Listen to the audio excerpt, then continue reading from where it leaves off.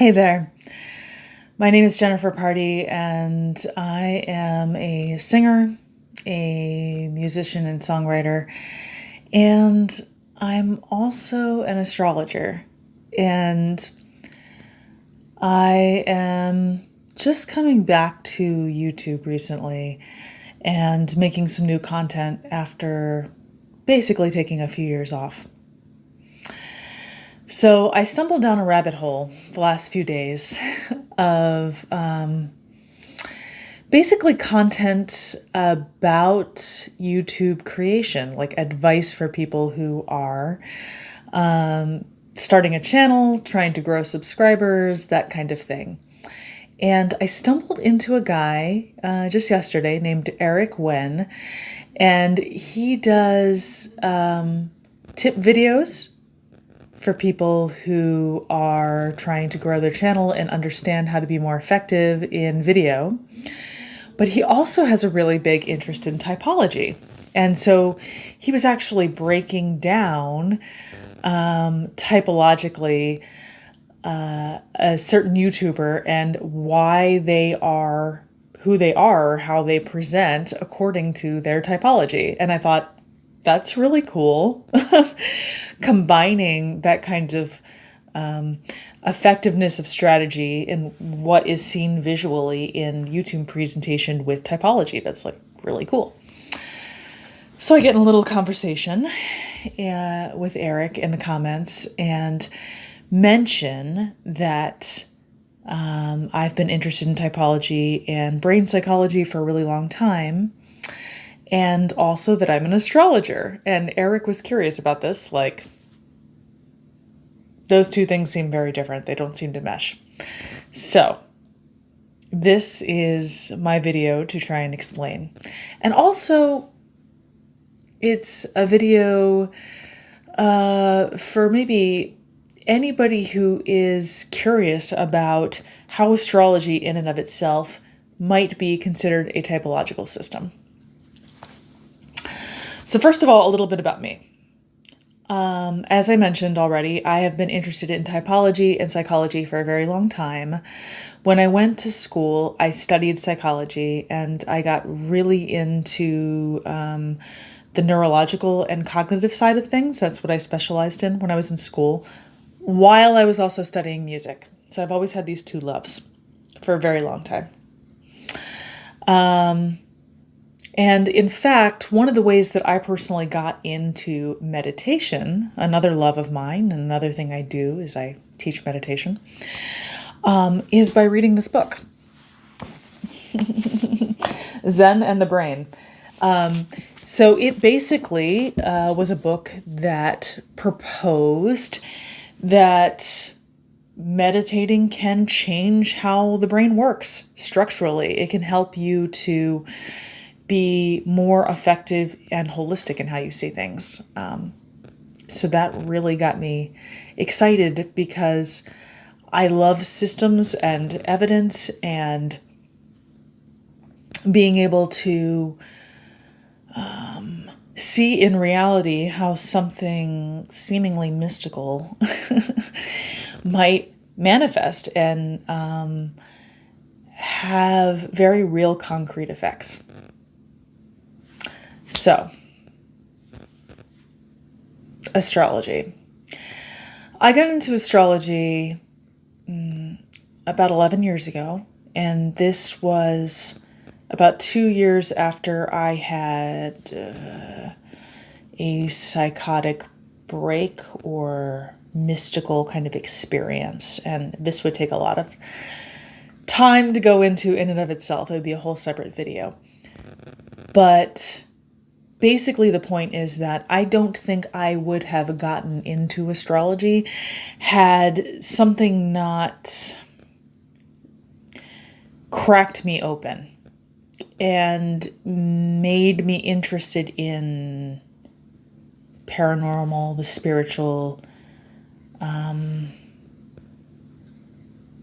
of fringe ways of seeing the world that are really very alternative in nature. So I would like to propose that Astrology is kind of an alternative science or system in and of itself, much the same way as typology is. Astrology would not have become a deep, long, a deep and long-held interest of mine had I not seen its fruits in reality. So, in astrology, there are 4 different elements, and there are 3 different modes or ways of being. And those elements are earth, air, fire, and water. And those modes of being are cardinal, which initiates; fixed energy, which kind of does things a certain way for a long time and prefers to not change; and mutable energy, which is always changing and adapting. Now, these energies actually come from the different seasons. They correlate with times of the year. So, for example, cardinal fire, which is Aries, initiates spring. And there's a lot of energy because cardinal is initiating and fire lights us up suddenly. That's Aries. Taurus, the second sign of the year, is fixed earth. So there is a lot of staying put, a lot of need for consistency. The third sign, Gemini, is mutable air. Mutable, always changing. Air has an inquisitive and movement aspect to it. So this is an example. And you can actually go through the whole year this way and see how each of the signs have a certain rulership by a certain planet. They rule a certain time of year, and they have an element and a quality associated with them. And that has a lot to do with how these different signs function. In addition, we are not just our sun sign. Most people who know astrology only really know about sun signs. So, for example, I'm May 20th. That's my birthday. And my sun sign I'm on a cusp, so I would either be Taurus or Gemini, depending on the year, and I would have to look up the chart. So that's very true, and I am a Taurus, as it turns out, but I also have a Pisces moon, and I have Pisces rising, and my Jupiter is in Leo. Now, what do all these things mean? It would take some time to break it down. But I am not just a Taurus. In other words, there are different aspects of me that interact, and some of these aspects are quite contradictory. So this is similar in some way to how typology works, and specifically the Myers-Briggs, which is probably the most well-known system of typology. So in typology, or in the Myers-Briggs specifically, you have these 4 different letters that you're assigned, but more importantly, there's different functions that go with these letters and that represent the different aspects of your personality. So, for example, say that I am an ENFP. Okay, so that means I'm extroverted, intuitive, feeling, and perceiving. Well, the basis of this is the work by Carl Jung. And Carl Jung said that there are basically 4 different functions: thinking, feeling, intuition, and a sensory or sensate function, and that each of these have an extroverted way of being and an introverted way of being. So, if I am an ENFP, then my first function, my primary function, is extroverted intuition. So this is the part of me that gets excited and lit up by things and gets a million ideas in 2 seconds and might have trouble pursuing them all. But there is like a kind of activation energy around ideas. My secondary function would be introverted feeling. So this would be an inward function, introverted. And this would be my deeply held feelings and beliefs and my need to slow down and examine and process things on an internal level. And then there would be two more functions. The next function after that, after introverted feeling, would be extroverted thinking. And then the fourth function would be introverted sensing. And that would be one that would be particularly tricky in what is sometimes called a shadow function. Okay. So I'm spouting out a lot of different knowledge and talking about two different systems. Well, here's an interesting thing here. Carl Jung, essentially the father of typology in some ways, the guy who created these different functions and that are the foundation of the Myers-Briggs, he was also very interested in astrology. So I'm actually going to read for you, I'm going to pull up my computer here and just read for you a few quotes by Carl Jung. We are born at a given moment, in a given place, And like vintage years of wine, we have the qualities of the year and the season of which we are born. Astrology does not lay claim to anything more. And here's another one. Astrology is assured of recognition from psychology without further restrictions because astrology represents the summation of all the psychological knowledge of antiquity. So obviously, Carl Jung was, I don't even know if saying he's a big believer in astrology would be the accurate term, but he was very interested in astrology because he was interested in these very old ways of understanding human psychology. And astrology has been around for thousands of years in several different forms. So I personally practice Western astrology. That's what I've been talking about, that originated with the Greeks. But it's been around for thousands of years, much longer time than our typological systems. Carl Jung was also a big believer in synchronicity. In fact, he created the term synchronicity. And I think this has something to do with intuition, an intuitive way of understanding. So that if I am exploring and being in the world in a certain way, I am not alone in this universe. The universe and me, in a sense, are having a conversation. And everything that I do is also reflected back to me in the environment and in certain things that happen. So synchronicity is being open to a non-linear, non-rational way of understanding that nonetheless is concrete and in the moment. It's as though something mystical drops down into human reality and shows you a little clue. So for example, in my own case, right, I have been contemplating wanting to record videos again and share my voice with the world, but there being these two different sides of me,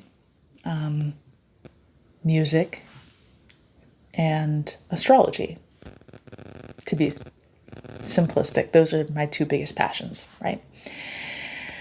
An example of synchronicity is that my mind is going along the path of recording and focusing on musical content for my channel, right? But this other thing is always burbling up in me. It's another aspect of what I do, is the astrology.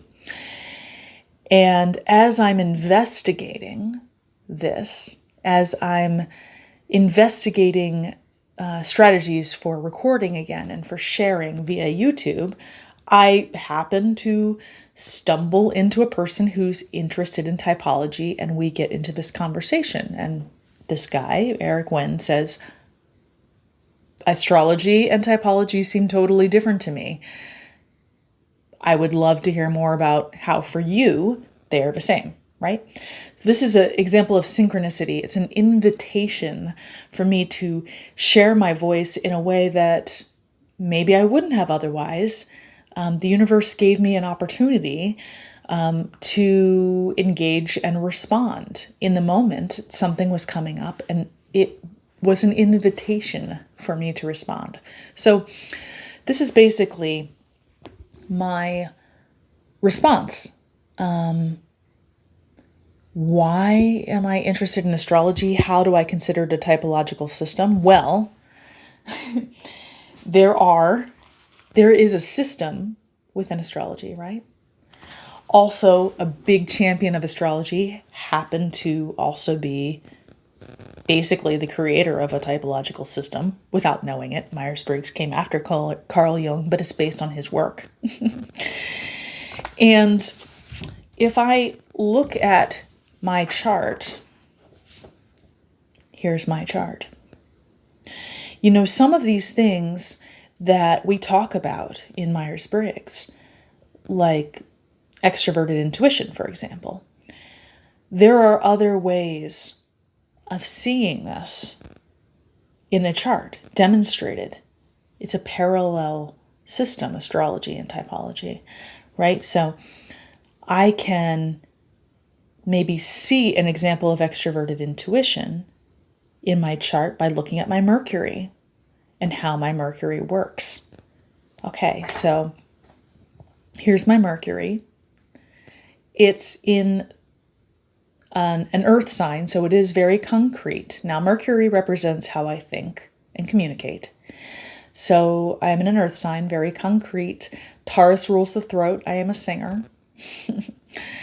But also Mercury is in the house. These are houses, these different wedges here. Mercury is in the third house, the house that basically it rules. And so it's a very stimulated Mercury. It's a very curious Mercury. My mind is curious and always moving and integrating and communicating new ideas. But also there is a certain kind of steadiness to which I do things because of Taurus. Now this Mercury is stimulated by a number of different planets, including the moon, my emotional self, and larger universal forces such as Neptune, Uranus, and Pluto. This is an example of a Mercury that might have trouble focusing because it's receiving so many different types of information, so many non-logical types of information from forces that are bigger than itself and that are largely driven by synchronicity and cosmic happenings. That's what the outer planets do. They give us information that seems to come from nowhere and that is bigger than us. So this is just like one little example or proposal about how extroverted intuition, this certain way of being, might also be reflected in my Mercury and how my mind works in terms of an astrological way of thinking. But all that being said, and if you've watched all of this, thank you for sticking around.